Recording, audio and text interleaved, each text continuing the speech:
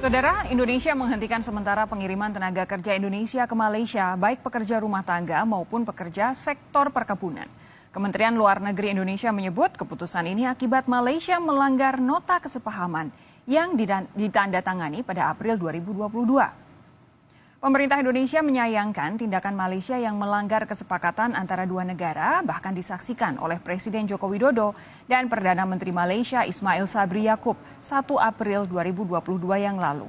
Direktur Perlindungan Warga Negara Indonesia dan Badan Hukum Indonesia Kementerian Luar Negeri Yuda Nugraha menyebut Malaysia masih menerapkan sistem rekrutmen melalui internet yang tidak ada dalam nota kesepahaman kedua negara.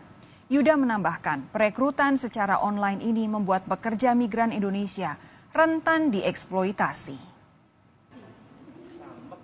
Telah diadakan rapat kementerian lembaga di pusat untuk membahas situasi ini, termasuk tentunya dengan Kemenaker selaku regulator, dan diputuskan untuk menghentikan sementara waktu penempatan PMI ke Malaysia hingga terdapat klarifikasi dari pemerintah Malaysia, termasuk komitmen untuk menghentikan mekanisme sistem online. Indonesia membekukan sementara pengiriman pekerja migran ke Malaysia karena Kuala Lumpur tidak menghormati MOU yang ditandatangani 3 bulan lalu. Apa saja bukti pelanggaran yang dilakukan Malaysia? Bagaimana pula nasib pekerja migran Indonesia di Malaysia?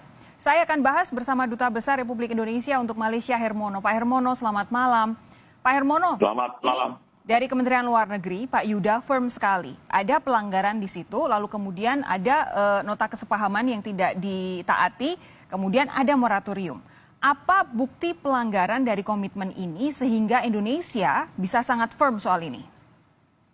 Ya, pertama begini, mungkin background-nya sedikit ya. Jadi selama ini kan banyak sekali pekerja domestik kita yang menjadi korban eksploitasi yang bertahun-tahun tidak dibayar. Sampai 17 tahun tidak dibayar pun ada ya. Ada yang dibuang di jalan dan lain-lainnya. Nah, ini kita melihat harus dihentikan. Dan salah satu instrumen yang kita ingin gunakan untuk mengurangi setidaknya adalah dengan MOU itu. Yang ditandatangani pada tanggal 1 April 2022. Karena dengan MOU itu kita dapat memastikan keberadaan, tracking, kita dapat pastikan kontrak kerjanya seperti apa, kita tahu majikannya siapa, di mana, dan lain-lain. Nah, kita mendapatkan bukti ya bahwa sebetulnya bukti ini tidak hanya kita buktikan, tetapi juga diakui sendiri oleh pihak Malaysia ya, bahwa Malaysia masih terus melakukan konversi visa dari visa kunjungan atau visa turis menjadi visa pekerja rumah tangga. Dan ini pengalaman kita, visa ini atau mekanisme perekrutan seperti ini sangat menempatkan pekerja kita dalam posisi yang rentan ya. Dan karena kita tidak tahu dia siapa majikannya, dibayarnya berapa, kemudian apa ada potongan dan lain-lain. Jadi ini kita terpaksa ya melihat dua hal dalam hal ini. Satu, apakah Malaysia punya komitmen untuk memperbaiki perlindungan pekerja migran kita di sini. Itu ya. Yang kedua, kita juga mempertanyakan kenapa Malaysia kok tidak mau menghormati MOU yang ditandatangani 3 bulan lalu, bahkan di hadapan kepala pemerintahan. Jadi ini gimana Malaysia ini serius atau tidak gitu ya. Kira-kira begitu yang menjadi latar belakang. Oke, Pak Hermono, tadi Anda bilang bahwa Malaysia sendiri sebenarnya mengakui bahwa masih ada rekrutmen secara online yang dilakukan untuk rekrutmen pekerja migran Indonesia. Tapi secara umum, setelah Indonesia firm menghentikan terlebih dahulu, bagaimana tanggapan mereka? Ya, sampai saat ini kita belum mendapatkan respon ya dari pihak Malaysia. Hanya tadi saya lihat berita di media yang menyatakan bahwa Perdana Menteri Ismail Sabri segera menyelesaikan masalah ini memerintahkan Menteri Dalam Negeri dan Menteri Sumber Manusia untuk segera menyelesaikan masalah ini agar tidak berlarut-larut. Itu saja yang kita lihat, dan kemarin kita juga melihat siaran pers dari Kementerian Sumber Manusia yang menyatakan bahwa Menteri Sumber Manusia akan membicarakan masalah ini dengan Menteri Dalam Negeri. Karena yang melanggar ini kan sebetulnya Kementerian Dalam Negeri, khususnya adalah imigrasinya Malaysia. Oke, nah ketika MOU itu sudah ditandatangani pada tanggal 1 April sampai dengan saat ini pemerintah Indonesia menghentikan sementara. Ini kan pasti sudah ada proses rekrutmen yang dilakukan secara online itu. Nasib mereka, nasib para pekerja migran, calon pekerja migran Indonesia yang sudah telanjur mendaftar ini secara online bagaimana, Pak Dubes? Online di sistemnya Malaysia atau online yang one channel system? Keduanya. Jadi kalau yang one channel system yang sesuai dengan kesepakatan MOU saat ini belum ada yang berangkat. Okay. Yang diproses pun baru 16. Ya. Nah, sementara itu yang diproses melalui konversi visa kita ini tidak tahu. Ya, yang tahu hanya imigrasi Malaysia saja. Berapa orangnya, siapa majikannya, siapa PMI-nya, tidak ada yang tahu. Kementerian Sumber Manusia pun tidak tahu. Karena ini yang tahu hanya Immigration Malaysia saja. Kita sama sekali tidak mengetahui berapa jumlahnya, tetapi kita yakin, kita punya bukti bahwa perekrutan melalui konversi visa dengan sistem made online ini terus berjalan, dan ini yang sangat kita sayangkan ya, karena ini jelas-jelas cederai lah ya. Tapi begini, bagaimana?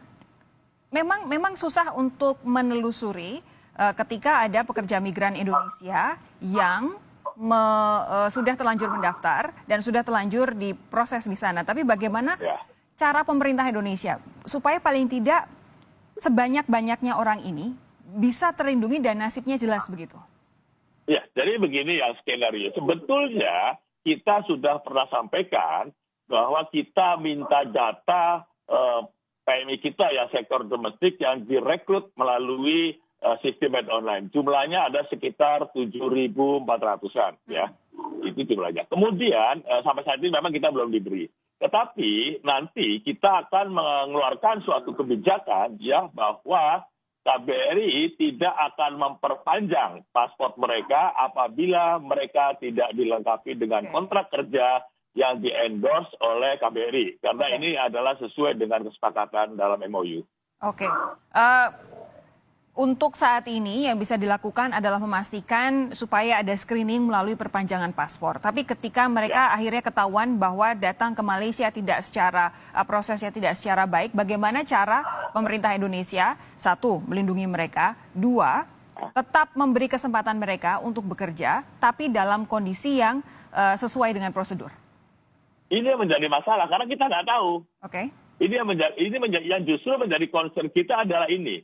Kita tidak tahu informasi sama sekali mengenai keberadaan mereka. Kita tidak tahu mereka itu digaji berapa.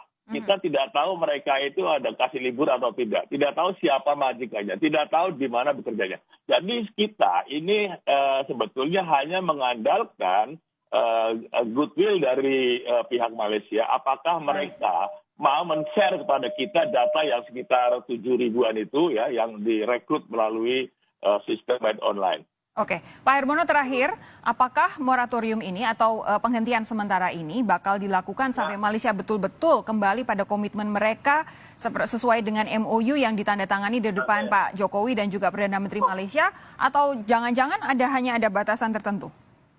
Tidak, ya, jadi sesuai dengan keputusan pemerintah yang sudah dikoordinasikan di Jakarta, KMLU dengan Kemnaker dan juga dengan KBRI, kita akan hold ini sampai ada jaminan dari pemerintah Malaysia bahwa Malaysia akan memenuhi ketentuan-ketentuan yang sudah disepakati dalam MOU. Oke, ini juga tentunya harus jadi perhatian masyarakat Indonesia. Siapapun yang ingin menjadi pekerja migran Indonesia, pastikan prosedurnya memang sesuai hukum, karena disitulah letak di mana pemerintah Indonesia bisa melindungi warga negara Indonesia yang jadi pekerja migran. Begitu ya Pak ya? Pak Hermono, terima kasih. Sekali, Pak. Terima kasih sudah bergabung bersama kami. Sampai Indonesia Malam, sehat terus ya Pak ya? Sehat, alhamdulillah, terima kasih. Terima kasih. Sehat juga.